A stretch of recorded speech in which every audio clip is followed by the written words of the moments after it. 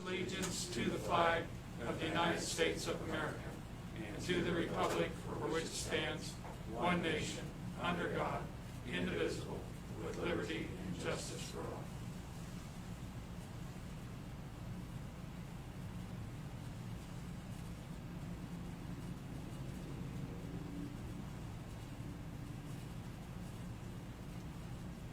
Thank you.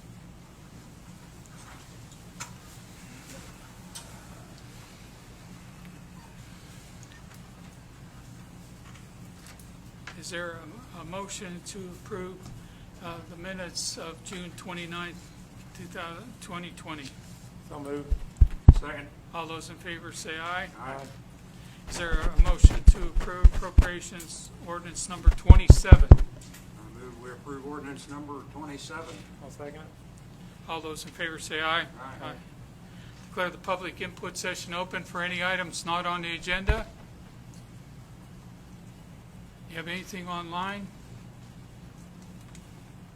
Okay. Does the bench have anything they want to say? I would just like to say congratulations to our fellow commissioner here for having his name in the paper, and I think maybe there, I'll let the mayor read it, take care of the rest of it. Okay, I won't do it, but former Sentinel publisher Gary Mell named to the Kansas Newspaper Hall of Fame. He was selected after a 45-year career, and like he says, he is unique. He spent all 45 years doing the same thing. He finally got it right. No, just joking with him. He's even a better gardener. But this is an important thing. It was done on June 12th. So he kept it silent for a while. That is his nature. But on August 14th, he'll be inducted at the President's Banquet of the KPA's meeting in Newton. So we congratulate you and wish you the best. And I know you don't like these kinds of things, but I hope you appreciate it and enjoy it. Okay, thank you very much. Congratulations. Okay. We should we should put out a news release on this about our famous commissioner. So we will do that. Okay. Anything else from the bench? I've got a couple of things that I want to cover today, and the first one is an apology. I want to apologize to the community, to the county, to the state, to the nation, that we failed to put out the flags for 4th of July. Excuses are like noses. Everybody's got one. That's the abridged version. And we had been keeping the flags out on a continual basis. And with a lot of the high wind we have, a number of the flag poles had been broken. So they were taken down to be repaired. Unfortunately, with the day off Friday, the holiday on Saturday, it's just a moment where we missed it. I could have called, except the first few calls I got were unknown. My practice is I don't answer unknown. Yeah, maybe some of you like to be unknown. If you don't want to say who you are, I probably don't answer. And then I realized Sunday night I saw a voicemail message from a name I recognized, and when I called, I realized what the problem was. It was too late, obviously, at that point, but it wasn't an intentional thing. We are not part of some other things that are going on in this country. It was a mistake, and I hope you'll forgive us, but I do apologize for that happening in that standpoint. The last thing that I want to cover is the coronavirus. And my personal philosophy on this is I've said all along, I believe that we can and I believe that we can practice the diligence that we need to have to hold this down. Since we've opened, we've gone from 30-something to now 83. And so hand washing frequently is an important thing. Social distancing is an important thing. We are less than 6 feet away today. And so we have a mask on. Our county has made the mask wearing voluntary. But I can tell you, I signed 6 of the 7 city forms this morning that I have to quarantine. We will quarantine 7 people this week because they were exposed trying to serve people that had the virus. We have got to practice all the diligence that we can possibly do. We have to slow this down. We went a couple of months in the 20s, in low 30s. Now, in a month, we are up to 83. We have to slow this down. I do not want a mandatory from anybody. I don't care who it is. Could be the president, could be the governor, could be the Board of Health. And they're doing a good job on this. But we have to practice the diligence in order to slow this as much as possible. And that's what we will try to do. So, a reminder, if you have been identified as been in contact, you have to have 14 days quarantine. Whether we like it or not, you're saving somebody else. There's articles pro and con on masks. Some say that deprives you of oxygen. I listened to a respiratory expert say that's not true. It doesn't create a CO2 problem. That's not true either. The one thing that it keeps all of us from doing is touching our face. You know, you in the course of the day don't know all the ways that you touch different things. And then you touch your cheek, or you scratch your chin, or rub your nose. If you touched anything with the virus, you're transferring it to a place that may be a problem for you. The other thing that this stops is tiny little water particles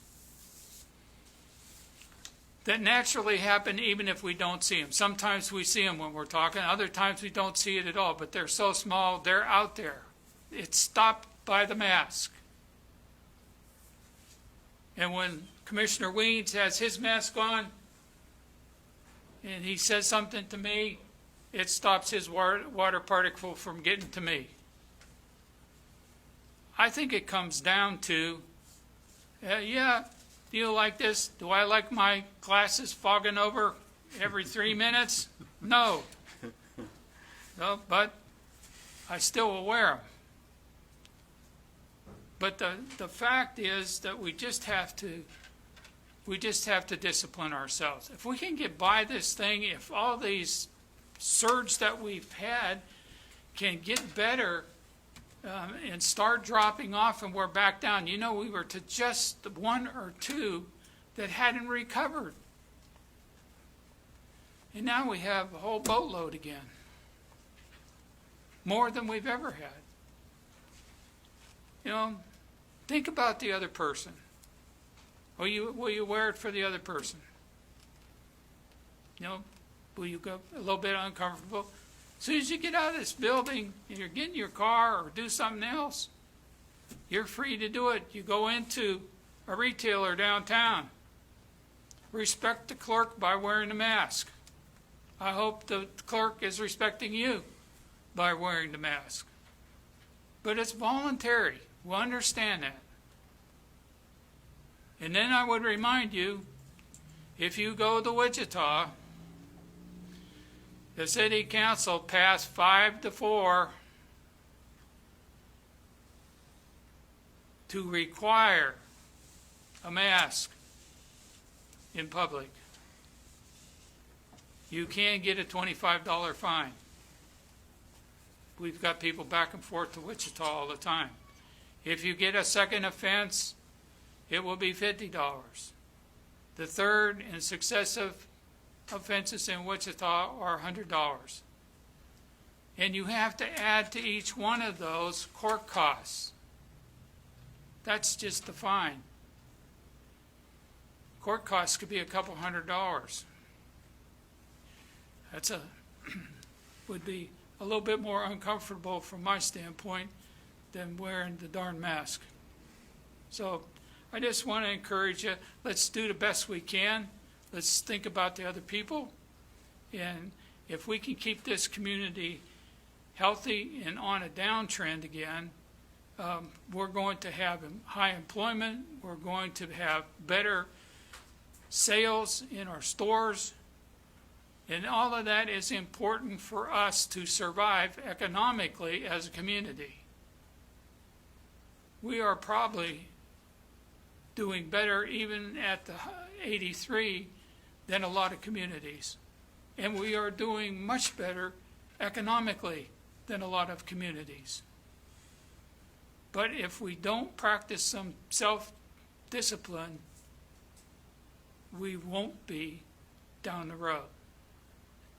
And so we are quarantining our people. If they come in contact, it's impossible to make an EMS run, to do a fire, to do a police call, and not run into somebody sooner or later. But when we do it, we will practice the quarantine to the best of our ability, and we'll figure out a way how to get by being shorthanded. So with that, I will remind you that we're only in phase 3 according to the health department, regardless of whether we have to have a mask or not. That's maintaining social distancing, avoid gathering greater than 45 people. We're going to violate that swimming pool this afternoon. Wearing cloth face coverings, practicing cough etiquette, washing hands, and the hardest thing, I almost make it to 20 seconds washing my hands, but I don't know that I've made it yet. That's a long time to wash your hands. So when I leave the men's room here at the city, I make up for the few seconds I'm missing by pushing the hand sanitizer. So if I'm missing a few seconds, I'll get it with the hand sanitizer, hopefully. But let's do the best we can. Let's make the community the best we can be during this coronavirus. Okay, enough. I'll declare the public input session closed. Is there a motion to approve the agenda as distributed? So moved. Second. All those in favor say aye. Aye. Okay, first item is masks in the city facilities. Is that you? Well, you'd asked to put something on there Yeah. about what we want to do as far as requiring them inside public facilities as part of what the recommendation, what the governor stated, how we want to handle it in the various city facilities that we have. And I just wanted to have some discussion and see what the governing how the governing body felt as far as that goes. I think we're doing pretty good since we've unlocked the door. We still take everybody's temperature. We still write down their names, so if we have to, we can track. Luckily, we haven't had anybody that's failed the temperature test, and in the tracking of all these other people recently, we have not had a problem, but certainly we are open to locking the door again. It's more of an inconvenience for our employee than allow them to come in and we catch them right after that and do it. But it may be, if we're going to do that our gals should be wearing masks, at least while they're in front of somebody. Yeah, I would suggest that, that we, I would suggest that if you're gonna be within 6 feet of somebody, working continuously, that the masks, even in-house, should be worn. That's a suggestion. Yeah. I would agree, if we're going to be working closer with somebody, we'll wear it mainly as a courtesy to them. Okay, we're all in agreement there. We'll pretty much stay the way we are, but we will work with masks better. We're still in police calls and fire calls and whatever, still trying to wear the required PPE as best we can in those situations. So, Good. and we're still doing it at the swimming pool. Okay, is that, you have any other area that you want some guidance on? Any other facilities, do you want to treat every facility that way? I mean, like if we've got other facilities where people go on break and they're within 6 feet, you want to do the same thing there? I would assume we treat all of our facilities that way. Yes, I say so, yes. And it would even include the golf course where those that are working in the clubhouse, say people coming in, they're less than 6 feet away, we do not want to pass it on to anybody else. So we'll do everything that we can, Okay. but we'll stay unlocked. Okay? Okay. All right, community building matters. Nick McQueen. Morning, everybody. Good morning. Before we get started on that, what about the community building and masks and stuff? If we got kids in there playing basketball, are we gonna? I'm going to go by the same exemption that the governor gave, is if you're playing in an athletic Yeah. practice or something, you don't have to have it, but if we're just sitting around talking, maybe they should consider it. The only item I have today is we've reached an agreement with the middle school again this year to use it as a secondary location. Just like to go ahead and get that contract signed. It's for $3,800 for basically the volleyball and basketball seasons. They extend a little bit longer this year. That's the reason for the raise in the price. We didn't really raise the rate on them. They just asked for more time this year. Basically from August to February, end of August through February. So. I'd make the motion to authorize Nick McLean, Community Building Advanced Manager, to sign a community building lease with McPherson Middle School, subject to execution of the signed lease by the school district, USD 418, for the use of the gymnasium during the upcoming year, for an amount of $3,800. I second that motion. All those in favor say aye. Aye. Thank you. Thank you, Nick. Call on Brian Rank, building inspection report for June. Morning. Morning, Ryan. So I have your building inspection report for the month of June 2020. Residential units, which are new construction, are down 22% for the year as compared to 2019 at this time. Residential additions and remodels are down 8%. Residential other, which is your general maintenance, water heaters, roofing permits, are down 28%. Commercial new are up 25%. Commercial additions and remodels are down 33%. And total of all permits are down 27%. We're well down on the cost of construction over the 3-year average. Just haven't had any major projects at this point. We have issued 215 permits this year as compared to 294 this time in 2019. 238 inspections have been conducted so far this year as compared to 288 last year at this time. Some project updates. Western Greens straw storage facility is finished. They've almost got it filled full of straw. We did talk to them a little bit about the straw being in the gutters down First Street there. So they said they would clean the trucks off before they left, so we didn't have that problem in the future. Okay, good. So it has been addressed a little bit. Best Western Plus, the building itself is done. There's some drainage work that still needs to be completed.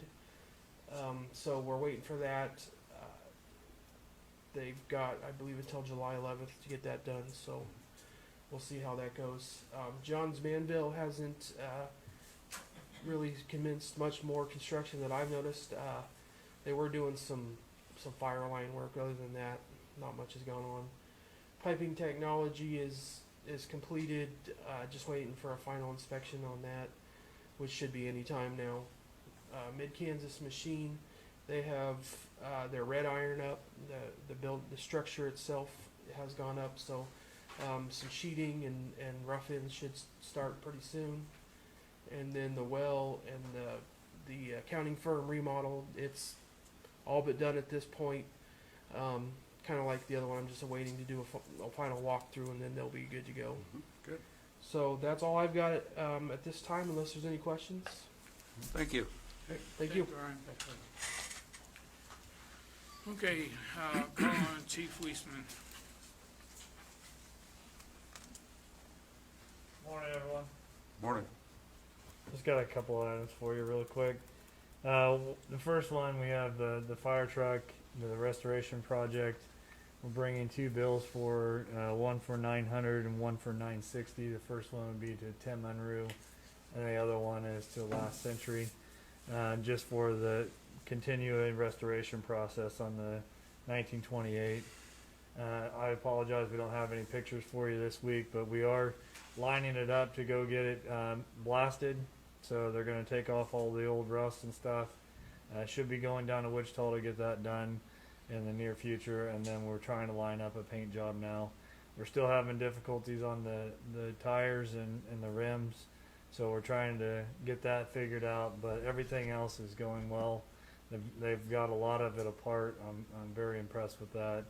They're working on the motor. They're going to pull one of the jugs off the top of the motor because they had a little play in a piston. Matt College is helping. Some of the restoration guys from Matt College are helping get that fixed, and then some of the places here in town are actually helping machine parts for it as well. So there's a lot going on with that project behind the scenes, and a lot of community partnership. That's people that are going out and seeing the truck and then getting interested in it and using their skills to help with it. So it's pretty neat to see. So I request that motion Yeah, to pay both of them. I'll go please. ahead and make the motion, but I want to remind everybody that this money is donation That's money. what I- We're just authorizing to spend the donation. I'll Exactly. move to approve payment to Tim Unruh for an amount not to exceed $900 and Last Century Automotive for amount not to exceed $960 for the restoration of McPherson's 1928 American LaFrance fire truck. I second that motion. All those in favor say aye. Aye. I got a question for you. On the drivetrain is rather unique in that Yeah, it is. piece of equipment, isn't that correct? Yeah, it is. It's the drivetrain in that is actually chain driven, so the differential doesn't go all the way to the back. It goes about to the mid of the truck, and then there's chains that go up from that back to the back wheels that drive it. So it's pretty interesting to see the whole drivetrain. So is that being worked on, or is it done? Actually, it's in really good shape. Good. So it didn't need much attention. The things that did need attention, they cleaned up really easy, and it's back. It can run now. So. Good, thank you. The next item I wanted to just address fireworks and what we ran on. We had 4, possibly 5 fires that were related to fireworks over the last 3 days. I say possibly because the last one's still under investigation. The hospital has not reported any injuries or burns to us yet, as of yet, but it seems like we came out with a fairly eventful 4th of July with not a lot of fire damage and not a lot of injuries. Good. Yeah. It's good. While you're still up here, in case I missed somebody, we had the farm to market food distribution on Thursday all day. Unfortunately, our first experience in this was a late truck. So that put everybody working into the heat of the day. We only had 2 trucks, but luckily we had at least a half a truck in the coolers at the high school already, so we started distribution about 10:30. And just as we started that, the 2 trucks arrived. This week, we're supposed to have 5 trucks. We'll be back on Friday. Ministerial Alliance did a terrific job Yes, of they did. providing the 30 or more volunteers that we need. We'll try to work with them a little bit better so people are there shorter hours, particularly with the heat that is forecast for the end of the week.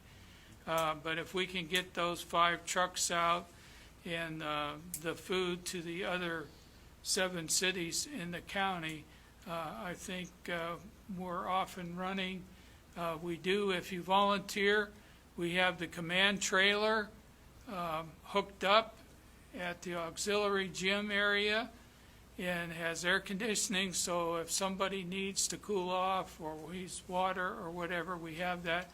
We are running 6 lanes, at least 5 most of the time, and the PD is managing the traffic flow. I think we were in and out fairly good this last time, and if the truck would have been on time, I don't think we would have had anything at all. But that happens more times than not, so you almost have to count on the truck being late and then recovery from a late truck. So we will do everything we can. We'll work with Pastor Dick Reynolds, who is also our police chaplain, to make the contact to try to put this together again, see if we can't get this out.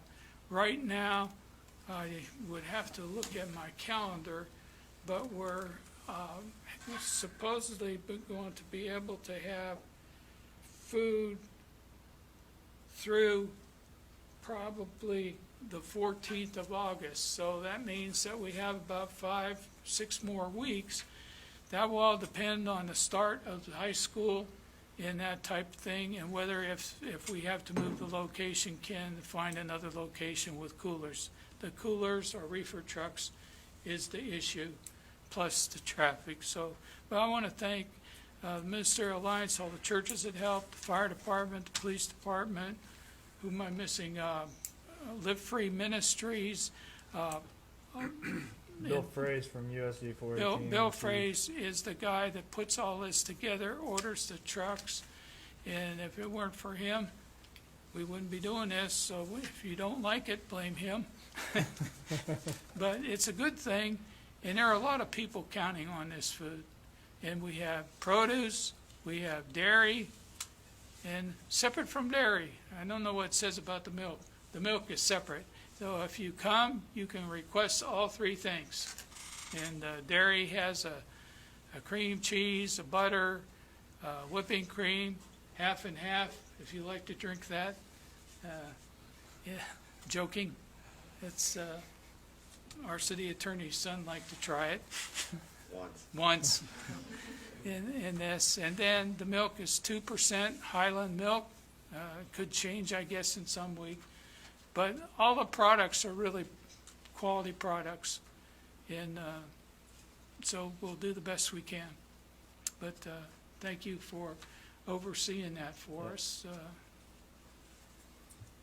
I was saved by developmental meeting that I had to leave the heat to come back to the air conditioning. Anybody I missed? I think we got them all, and we're doing that this Friday. Distribution ought to start at 10. People who are picking up more than 1 boxes for other families or something, they can call the fire department, and we can arrange ahead of time to have them come before 10 to pick up. Like you said, though, we will be distributing to the other communities this week a lot more. So Yeah. should be, hopefully the trucks get here early, and we can start offloading them and get the other communities going early. Yeah, for your local smaller delivery, even 3, 4, 5, you can come starting at 10. The rest of the communities with the bigger trailers and everything, we're trying to get the trucks unloaded. If they're here at 6:30, 7 o'clock, we unload. We try to load those people up, going to different communities, and then we're ready for you at 10 o'clock. If you don't want to sit in your car running your air conditioner, it doesn't pay to get there real early. And the traffic flow leaving is going to always be to the north, up North High Drive, and then you find your way from there. Yeah, Lieutenant Ryan Bauer for the police department did an excellent job on the traffic layout, and the police department has made that run really smooth of getting people in and out of there really quickly, so. Okay, yeah. And Bill Fraze appreciates all our organization, so let's hope we have another good week on Friday. Okay, I'd like to call on Wayne Burns. Good morning. Morning, Wayne. A couple items we discussed last week in study session. The first item is to accept the quote from Bandai Supply Company, Special Division for Biomist mosquito chemical to be used for the park department for an amount not to exceed $3,960. Are you talking about the mosquito spray? Yes. Okay. I'd make the motion to approve payment to Van D Supply Company, Specialty Division, invoice number 54977 for Biomist 3+15 mosquito chemical to be used by the Park Department for an amount not to exceed $3,960. All right, second that motion. All those in favor say aye. Aye. Next item is to approve payment to Wancesser Refrigeration for the ice machine, invoice number 21020 for the annual startup and repairs at the water park for an amount not to exceed $1,144. And again, I'd make the motion to approve payment to Juan Tetler Refrigeration Incorporated, invoice number 21020 for the annual startup and repair at the water park for an amount not to exceed $1,144. All right, second. All those in favor say aye. Aye. Thank you. Okay, call on Jeff Woodward, Public Works Report. Morning, everyone. Morning, Jeff. The first item I have for your consideration is out of the street department with Votes Crushing. As per our agreement with Votes Crushing dated October 15, 2018, Votes has crushed 1,299 tons of concrete rubble at $6.50 a ton, 1,354 tons of asphalt at $5.50 a ton, and screening crushed 865 tons at $4.50 a ton. We also need to pay half of the oversized processing. Our half was 20 hours of jackhammer at $185. Total cost $23,483. I move that we approve payment to Votes Crushing LLC for concrete and asphalt crushing at the debris site for a cost not to exceed $23,483. I'll second that. You might tell everybody what we use that for the people that are online. We reuse that material for base and new pavements primarily. Okay. All those in favor say aye. Aye. The next item is on the Hardup Elizabeth Street reconstruction project. Change order number 11 with Votes Parker Construction LLC. Hardup Street, Hancock to Elizabeth was removed all at one time. This section is fairly lengthy and there were no access to local properties. We asked the contractor to install a temporary sidewalk. He submitted a price of $2,200, which is about 1/3 the contract price for temporary surfacing. Approximately 42.53 tons of millings were used. Change order number 11 is attached for your review.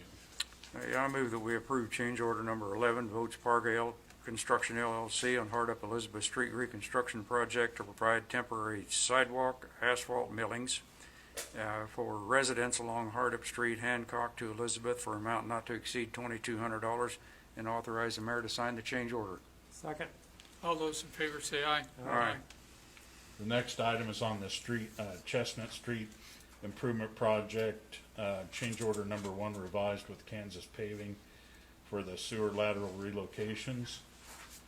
On June 15, 2020, the commission approved change order number 1 on the Chestnut Street Improvement Project for the amount of $57,112.12 for the relocation of residential laterals in conflict with the installation of the new storm sewer and changing a portion of 30-inch pipe to elliptical pipe.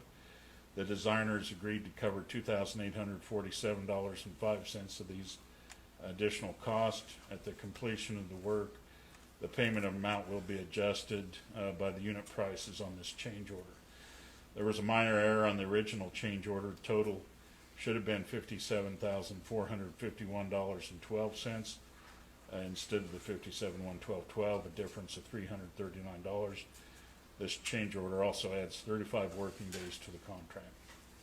I move that we approve revised change order number 1 with Kansas Paving on a Chestnut Street improvement project to relocate sewer laterals that are in conflict with the storm sewer for a cost not to exceed $57,451.12 and add 35 days to the contract and authorize the mayor to sign the change order. This change order was originally approved by the commission on June 15, 2020 for $57,112.12, a difference of $339. I'll second it. All those in favor say aye. Aye. We received a request to install a stop or yield sign at the intersection of Skanke and Fisher. Police records were pulled for the last 10 years. There was no record of accidents at this intersection. Street speed records were pulled as well. There's no indication that speed problems in that area. Based on the T intersection being uncontrolled and this criteria, the intersection does comply with the manual and uniform traffic control devices. Placing a stop or yield sign at the intersection does not violate anything in the MUTCD. If the commission approves, the stop or yield sign should be installed on Skanke because Fisher Street is more of the through street.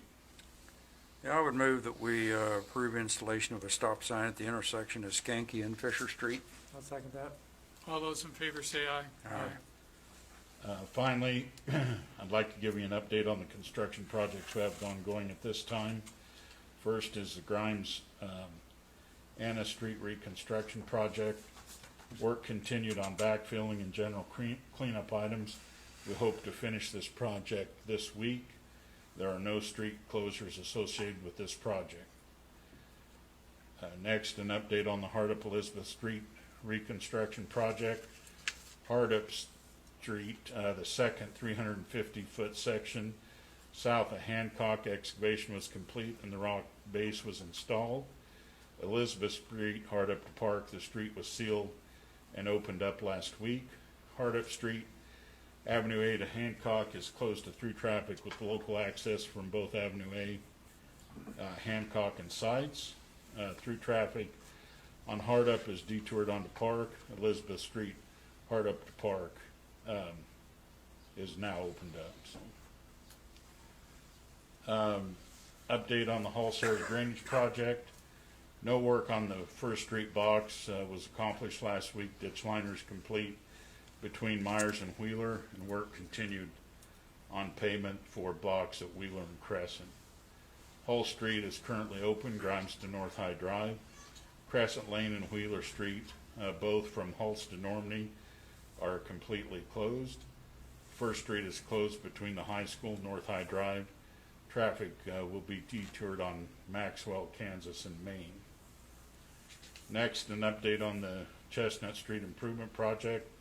No work was performed because the contractor pulled off this job to help us with the community sewer on Elizabeth Street.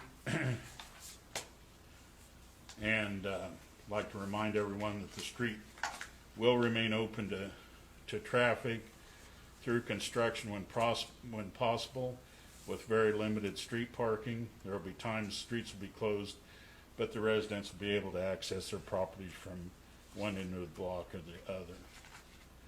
Also like to update the commission that we've turned in our first request for payment of the CDBG funds in the amount of $61,800.19. No action is needed. Just wanted to update you on the status. I'd like to remind everyone that weekly construction updates, road closures and detours, and planned road closures and planned detours are available on the city's website at www.mcpcity.com. And finally, kind of an update on the community sewer. Last week we talked about the community sewer on Elizabeth Street. We have coined the phrase community sewer to describe more than one residential property hooked up on a private lateral. Currently we have and 47 residential properties without direct access to a sewer main. That doesn't mean definitively that they are all on a community sewer, but there is a high probability. For example, if 302 Any Street sewer lateral runs across property at 304 Any Street, but 302 has a filed easement to do so, 302 does not have direct access to a main, but it would not be a community sewer because the easement gives them the right to enter property they do not own to fix or replace the sewer. Community sewers are a problem because individuals do not have the right to correct a problem on their neighbor's property. Also, more than one person may benefit from the sewer repairs, but the individual has no means of forcing anyone else on the community sewer to participate in the cost of the repairs. To date, the city has spent $337,294.63 to correct 4 community sewers involving 19 residents. So if that average carries forward, that's about $6 million in repairs that we could face at some point in the future. Good information. Thank That's all you. I have unless anybody else has any questions. Thank you. Thank you. Okay, calling Nick Gregory. The environmental review for the 2020 Community Development Block Grant Housing Rehabilitation Project was recently completed by South Central Kansas Economic Development District, who is the city's grant administrator. The city of McPherson, the authorization was granted by the Kansas Department of Commerce to proceed with the project, and as part of the contract with SCED, we're requiring to make our first payment of $6,250 for administrative services. This request is to, is to authorize payment of that amount. $2,000 will be paid by the city of McPherson. That's our match in the grant, as well as the remaining $4,250, which will be reimbursed through the grant. And this is the first drawdown on the 2020 grant housing project. On a positive note, we've got 20 applications that have been submitted, and a majority of those will potentially be eligible. I've talked with SCED. We're in the process of going through and doing ranking on some of those. Unfortunately, the fact that we have 20 is great. The unfortunate part is that we've got about 14 grants to give out. So this project will go fairly quickly. We do have to do them in groups of homes, and after we've gone through the total ranking with that, we'll start going out and doing some more detailed inspections as it relates to those, and we'll be out doing some outreach to all those applications that have been submitted. So if you haven't submitted an application, I wouldn't tell you not to submit one, but at this point we're over the amount that we could potentially give out. That could be adjusted ever so slightly if we have some smaller projects, but we're going to do our best to at least give everybody a little bit of a piece of the grant. If not, there's also some weatherization funds that can potentially be made available too for some of the ones that we can't fund. So it's still, it's probably the quickest we've gotten that number of grants, but at this point I'd ask that you go ahead and approve that payment request number 1 to SCED, and I'll continue to update you as we go forward in this process. I move that we approve a request for payment number 1 to SCED for an amount not to exceed $6,250 for partial completion of grant administration services related to the 2020 CDBG Housing Rehabilitation Grant. I'll second that. All those in favor say aye. Aye. It's not on the agenda, but while we're on the subject of CDBG, I did mention last week that we will be putting out the applications for the CDBG CV funds, which are the coronavirus funds that are available for businesses. That will go out on Tuesday at 9 a.m. And that's just a reminder. We'll be putting some stuff out on social media to let everybody know that. I've notified the Chamber, Main Street, and also MIDC to help put the word out that those applications will become on Tuesday. Those will be available on a first come, first serve. As we get the applications in, we'll review them in the order that they're received. And so if we have enough eligible, we'll give the funds out until we run out of money. And so that's how that will work. But that's just a reminder for anybody that might be potentially interested in that, that will be going out. And the one thing that we've gone back and forth with is that businesses that have received PPP, which is the Payment Protection Plan provided through the federal government as part of the CARES Act, or the EIDL, which is Emergency Disaster Loan. I don't remember what the total acronym is. Emergency Impact Disaster Loan. Yeah.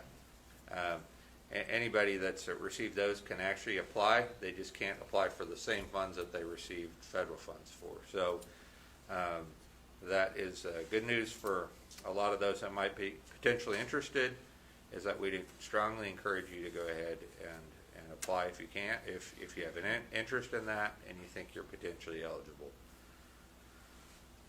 That was just more of an informational update. We do have a request for a proposal. We talked last week a little bit about making the switch to the official online publication being the city website, and social media. We talked about wanting to be able to support what we're doing through our, not only through our city website, but through our social media, and also an email possibility that anybody wants to sign up for emails to receive notices of all the legal publications done by the city. There was some interest in working with another news outlet to also put their stuff up online and have a presence on social media. I prepared a RFP that I would like to bring out. Like to have the commission adopt and send out to try to find some interest from another major local media source to help us continue to put out and put out through their social media and also through their website. And that RFP is attached for the governing body to consider for approval. I've tried to make it as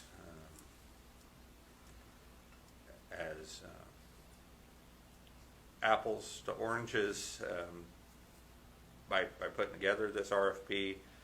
There may be some things in here that not all the local media providers can do, but this is what I think it will take for us to take that extra step for transparency purposes, to make sure we're getting out the word on any of our official publications.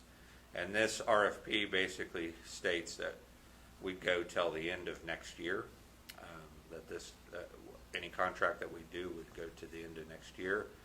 So that gets us through the remainder of this year and into next year. I'd make the motion to authorize the release of the request for proposals, RFP, for supplementary online social media publication services in support of the City of McPherson's official publication. I second it. All those in favor say aye. Aye. And then the last thing, there are two wages for your consideration. That's Mike Wagner, wastewater treatment plant treatment superintendent, going from $32.19 to $32.83 per hour, effective July 13th, 2020. And Beth Odell, Police Department Investigations Administrative Assistant, going from $18.70 to $19.07 per hour. That would be effective July 13th. I move we approve the wages as read. I second it. All those in favor say aye. Aye.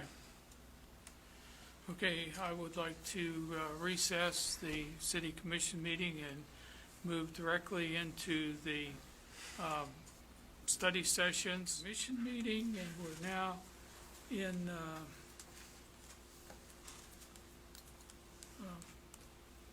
session again, and I would just I think we have one item that we want to bring forward this week from the study sessions, and that is I would move that we allow the Red Cross to hold a blood drive this coming It's actually next week, the 16th What- 16th and 17th, and that we will allow them to use the gym to have more social distancing, and we will regulate the temperature as close to 70 as we can to meet their guideline. I'd second that. Any discussion? No. All those in favor say aye. Aye. Aye. Is there any other item that I missed in the study sessions that needed to come forward this week? No. Okay, I would like to move that we adjourn the city commission meeting. I second. All those in favor say aye. Aye. Okay, we're done. We'll contact.